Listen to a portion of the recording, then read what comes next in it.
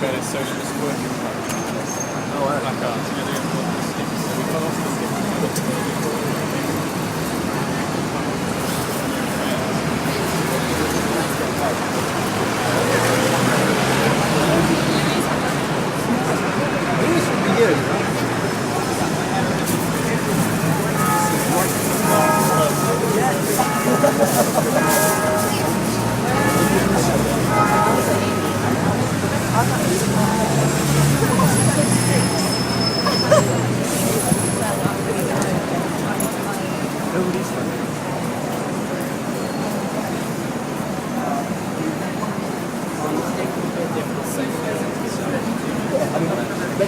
Especially when you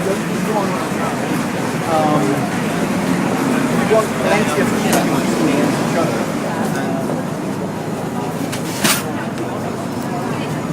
And if you have monopolies, this is where the quality of products nosedive.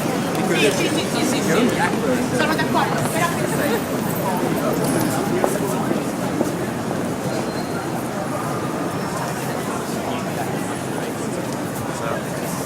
Yeah, it's a funny term. I'm not afraid of the regime.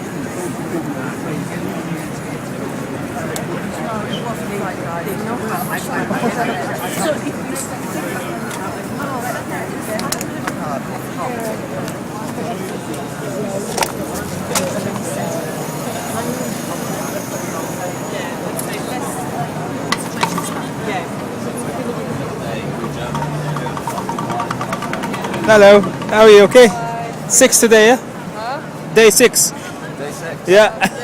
Yeah. Cute like Casey. Yeah.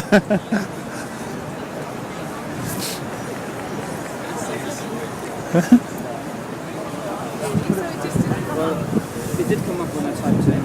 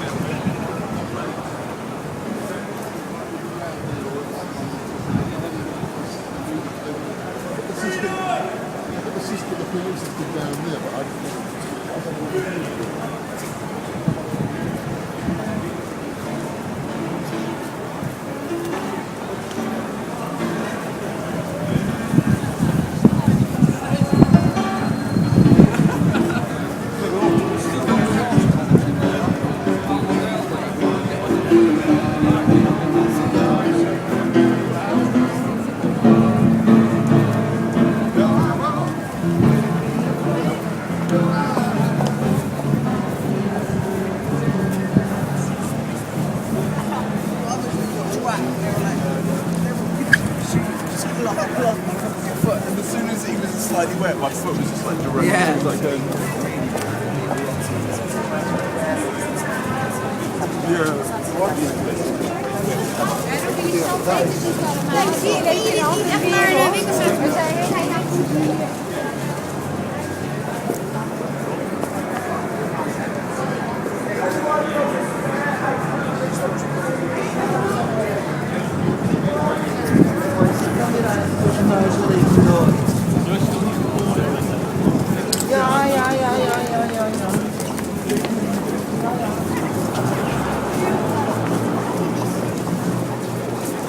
And the other.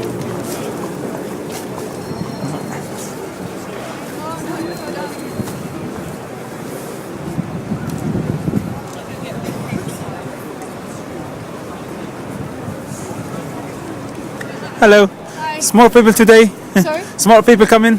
Yeah, more people. We're at capacity now. We've just organised all the tents. It's good, it's good. Yeah, it looks good, but it's been hard. How is going today? Sorry? How is going today? Today, it's been really nice. It's been Sixth really day nice. today, yeah? Sixth day, Yeah. yeah, I guess so. I've kind of lost track now. I wish you all the best, yeah? Sorry? I wish you all the best. Good luck. Thank you very much. Thank you.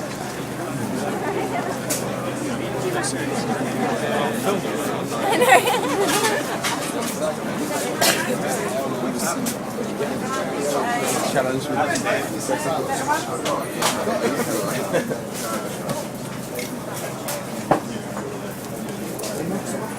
I need to speak to you later. Okay. How are you again? Hello. I talked to you. I was going to take your number. See you later. You know what I'm saying?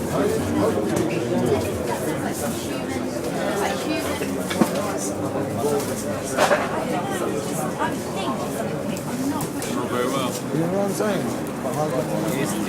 Hello, how are you? Yeah, good man. How you doing? How's things today?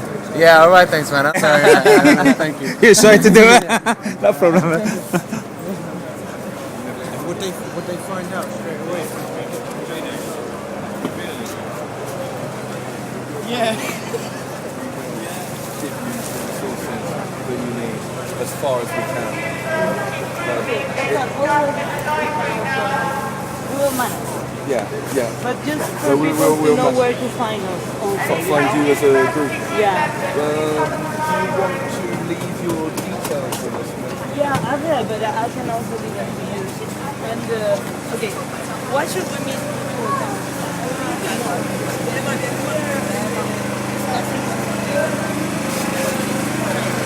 Hello, how are you? You okay? Good, good.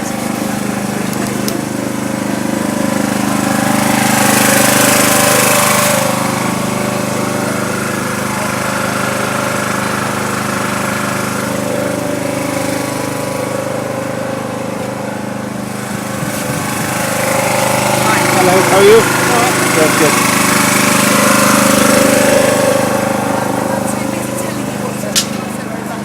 I'm saying that we are organising, we are setting up a proper... Some more people coming today, yeah? We're 100% committed. We are setting up a commune. This is our home now, and we're going to live here, and we're making it as comfortable and as efficient as possible to live here for the time being. Thank you. Thank you very much. Thank you. So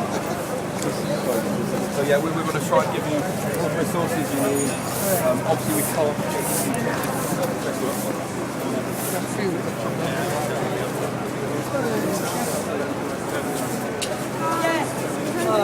I know how you feel. Come on. It's fascinating. Up and over.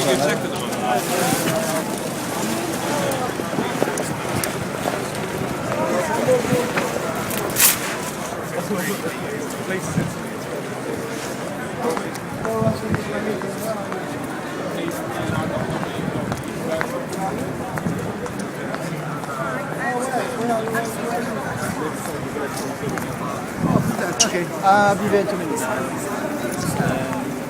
you choose to wear that tie? Hello. Or is it? Hello, How are you? Not too bad, thank you. You still here? Yeah, I'm still here. Oh, you recognise me? Yes. Yeah? Today is number 6, day 6. Day 6, day 6. What do you say to people who are watching this video? Are you going to put it on YouTube? Yes. Excellent, that's what I want to hear. Yes. Right. What I have to say to people on YouTube Yes.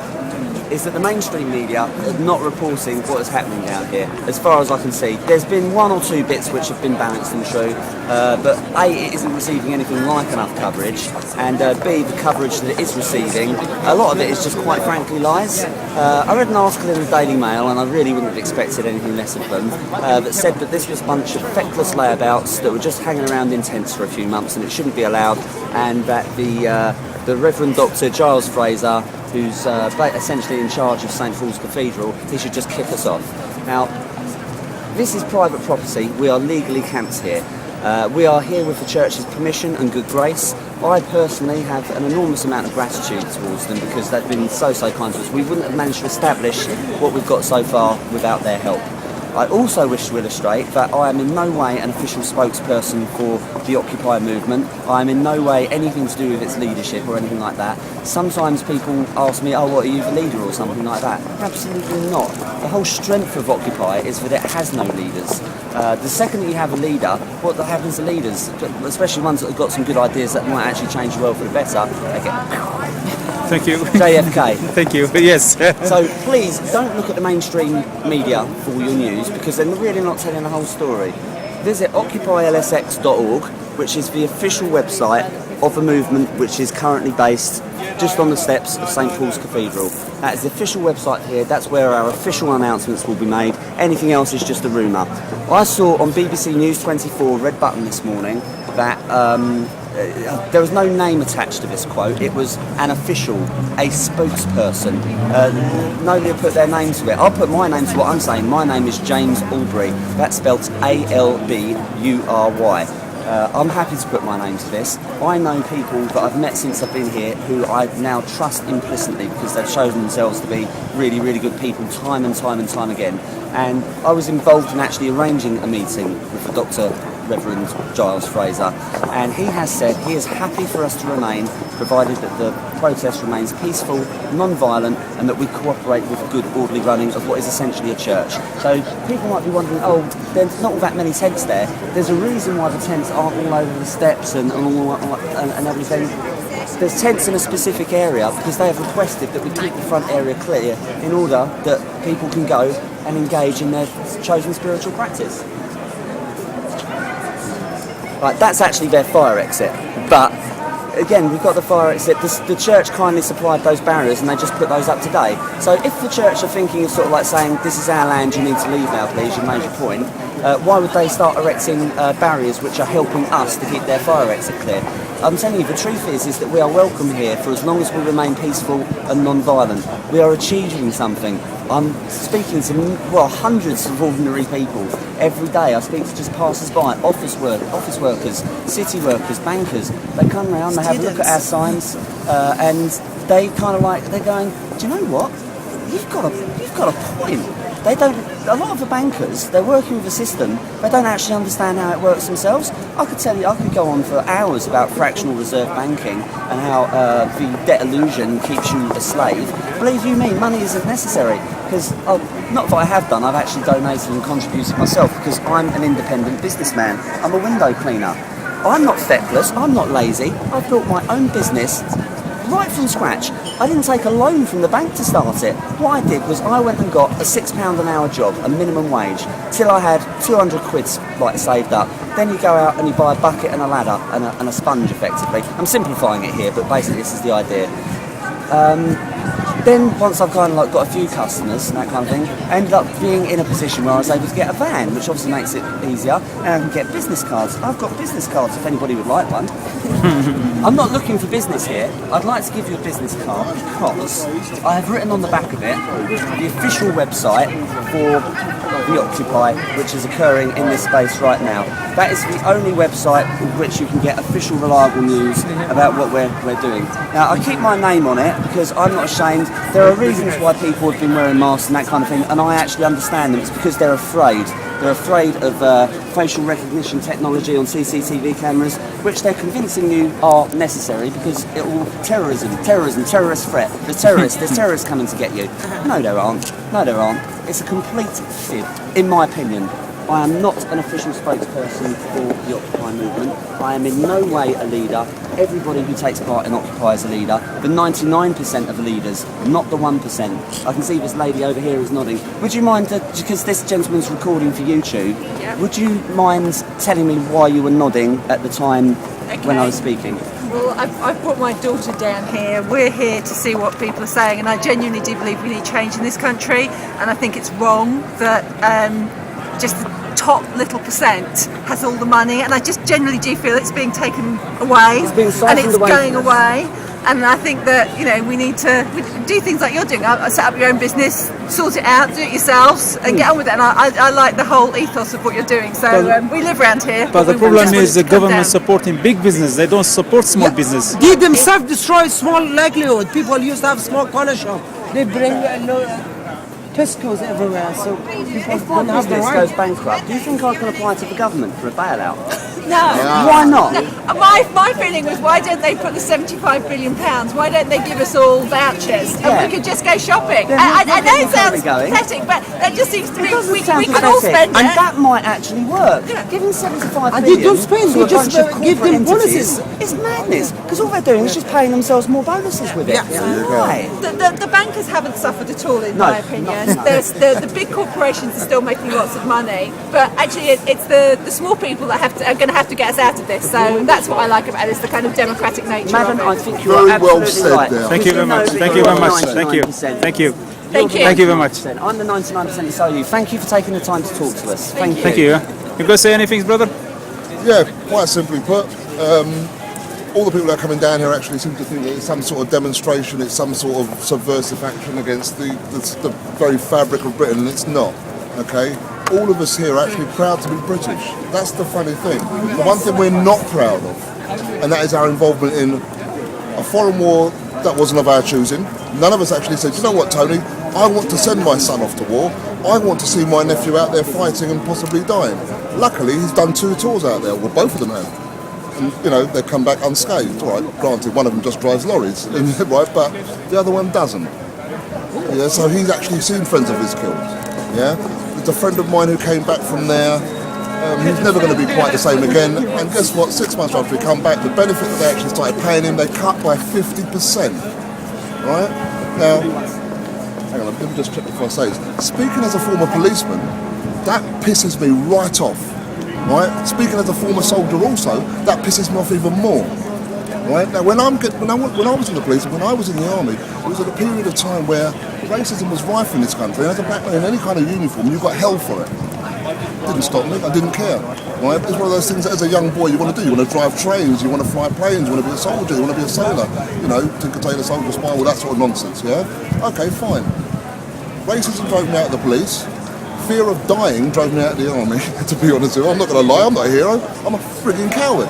I don't want to die. I want to live to be 155 years of age. I want to see my great-great-great-great-grandchildren, right? I want to see all of them. I want to see all my children flourish. I want to be here to get married to my 30th 19-year-old wife when I'm 140, hopefully. Right? Wishful thinking, maybe. But do you think I stand a chance of making it to 80, right? As a supposed diabetic, under the system we have right now. Remember Claire Rayner, when she died 18 months ago, her exact words were, for goodness sake, don't you dare dismantle my NHS, because if you do, I'm going to come back and haunt you. What did Cameron say? Well, if I get into power, I wouldn't dream of touching it. What's the French for lying bastard? Yeah? No, seriously. Right? This is the same man who's decided to cut housing benefit. I don't need it, but he's decided to cut housing benefit payments to people that are in real dire situations. Most of those actually with mental health issues and what have you. What happens to those people? Well, the landlords who own the properties end up being businessmen and businesswomen and say, look, I can't afford to have you there. So they've got to come out. Now, if you were a landlord and you were the landlord of somebody that had a mental health issue that had to leave because they couldn't afford to pay your rent or your tenant's rent, and that person then comes to you, you're going to say, you know what, I'm afraid not. And after door 40, the person loses all their possessions, they end up sleeping on the South Bank, they get exposed to all sorts of madness, whether it be from sexual abuse to physical abuse, drug abuse even, right? They start turning to self-medication, smoking loads of weed. The weed doesn't get enough, then it's cocaine, then it's something else, and before you know, they're laying there with a needle in their arm.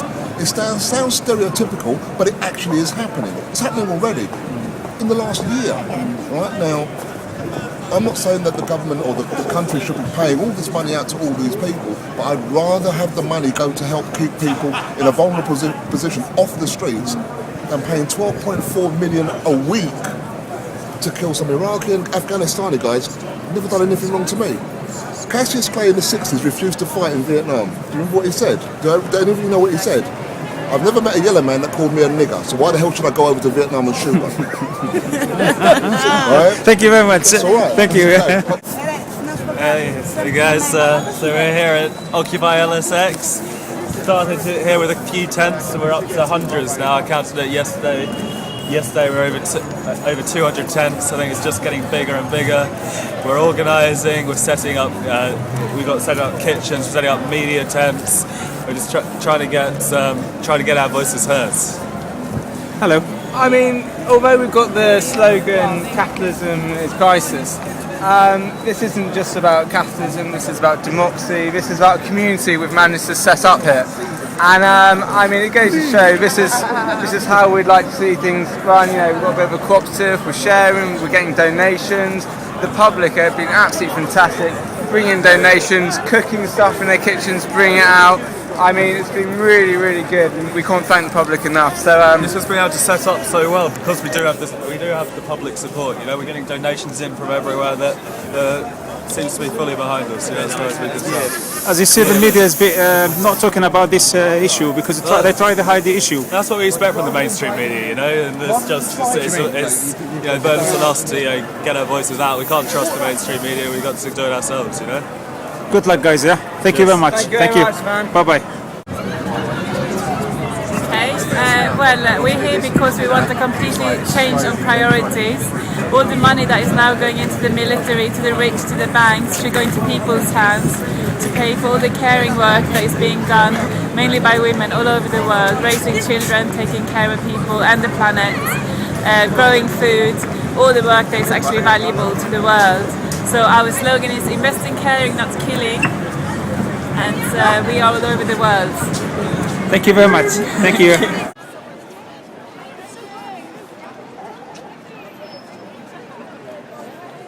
Hello. Hey, you still here? You don't want to film me?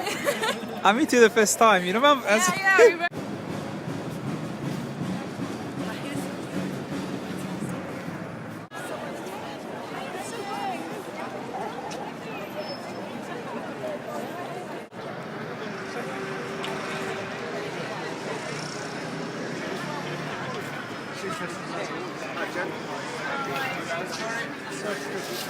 Well,